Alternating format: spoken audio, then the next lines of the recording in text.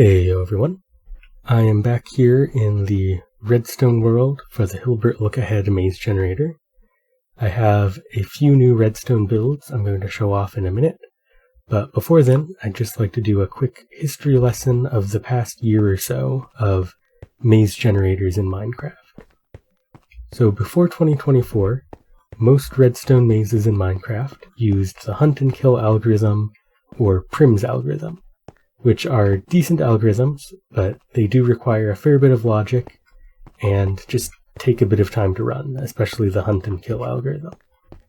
Then, in January of 2024, CaptainLuma released a video going over a new algorithm that would come to be known as origin shift.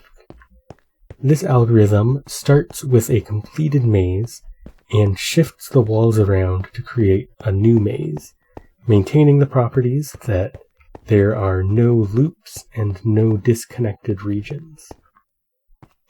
This allowed the maze to be entered and run much sooner than any time before. You didn't have to necessarily wait for the entire maze to generate. You could just start playing the maze and it would still be shifting around you. So this was quite the innovation. And in May of 2024, CaptainLuma released his first Redstone build of this algorithm, and it took off from there. It became a fairly popular build. Lots of people have made their own take on the same algorithm for generating a maze. Even Matt Batwings got in on it last year and did a video over the summer going over how the algorithm works in detail. And that algorithm inspired me to try to create my own algorithm that was fine-tuned for Minecraft. And that's what led me in November of last year to create the Hilbert Look-Ahead algorithm. And on November 15th, I released my first Redstone build, which is the one I'm currently in. And this one has a cell size of 6 by 6 by 20. So each cell of the part that can be tiled is 6 blocks in the X and Z directions and 20 blocks tall. So it's a rather large build. That's 720 blocks total. Then just 2 weeks later, YouTuber Rapscallion, who had also done Redstone maze stuff before, released his version of the Hilbert Look-Ahead maze, and it was much more compact. His was down to 6 blocks in the X and Z directions, but only 8 blocks tall, making a total of 288 blocks in volume.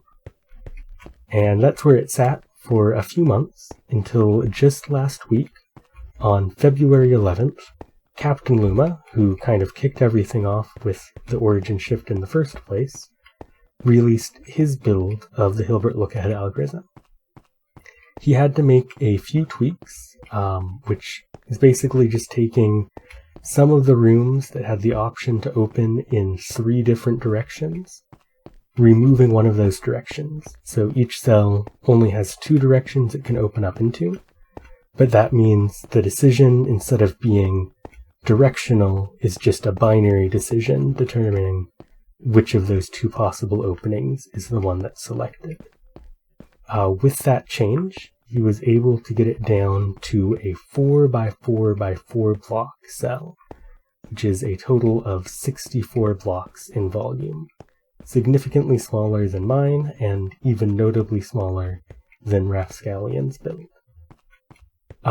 And from there, I sort of felt like a challenge had been laid just to push this algorithm to its limits on how small it can go. I stayed up way too late that first night and was able to get a 2 by 2 by 12 maze cell working and have refined it since then. So now I have a 2 by 2 by 10 maze cell, which is pretty simple math at that point. It's only 40 blocks in volume. And then after some teasing on the Discord, I also was able to figure out a way to get a 1 by 1 cell. So I have 3 different maze generators here. These 2 are 2 by 2 cells. And over here in this tiny little build, especially compared to the original maze.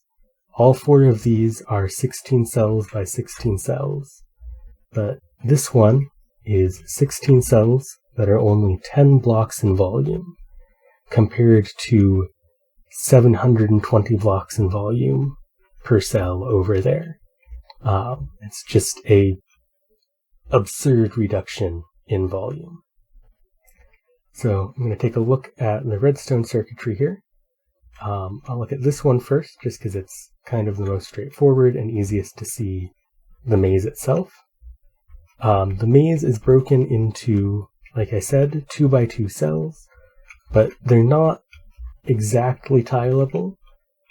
So some of the corners here will have little active cells. All of the ones that have dispensers down here will control 2 of the neighboring walls, but the direction that those walls are in is different for each of them. It's like here you can see it's controlling to the north and the east, but this one, for example, is controlling to the south and the west. So it really depends on where in the maze it is, which 2 neighboring walls it will open and close. And you can kind of see down here, each of these corners is just a different direction that the maze can open into from that cell. And each of these little cells just starts with a dispenser on the bottom. Inside the dispenser is a bucket or a powdered snow bucket, and then a piece of bone meal. And when it's powered, it will choose one of those to try to dispense. When a dispenser dispenses bone meal and it doesn't have a crop in front of it, it clicks like it gets something happening, but nothing happens and the bone meal isn't consumed. Whereas if it's a bucket or powdered snow, it will toggle a block. It will either pick up the powdered snow or place the powdered snow. That then goes to this observer, which goes to these 2 chains of observers, which then goes to these pistons. And these pistons, in each pair, one has the block down and one has the block up. And when it's triggered, it switches which block is down and which block is up. So there will always be one route out of the cell open, but the other one will be closed. And this is a very fast maze. It's even faster than this one, even without the instant redstone, just because it's so much simpler. I think it was down to 12 ticks last time I timed it. Over here, we have a very similar one. It's just basically flipped upside down.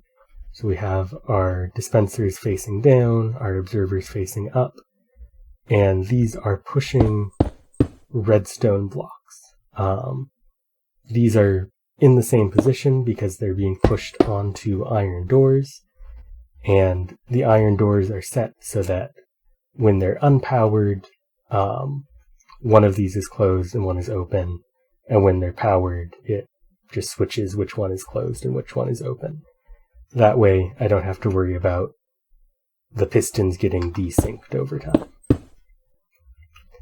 And if you look at this one from the bottom, it's currently in a completely unpowered state, and you can see that we have, well, maybe you can see, it's kind of harder to tell, but this is just the Hilbert curve currently, before any of the redstone is triggered.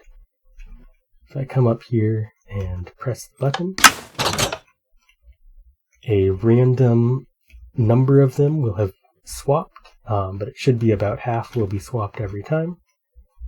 You can see here we have a different maze.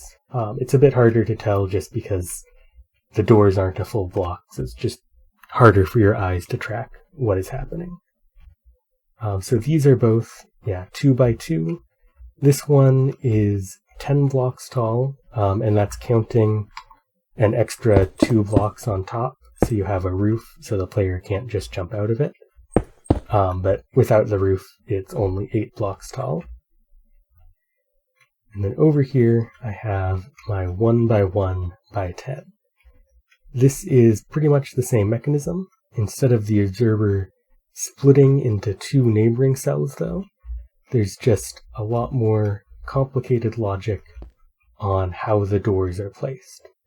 I am not entirely certain if this is possible in survival, just because of how finicky door placement can be. Because these ones, each door is very specific on which side it's on and where the hinge is. And there's sometimes where you just can't place a door with the hinge in a certain position based on what the neighboring doors are. There's also the occasional cell here where we have, let me just put my hat on,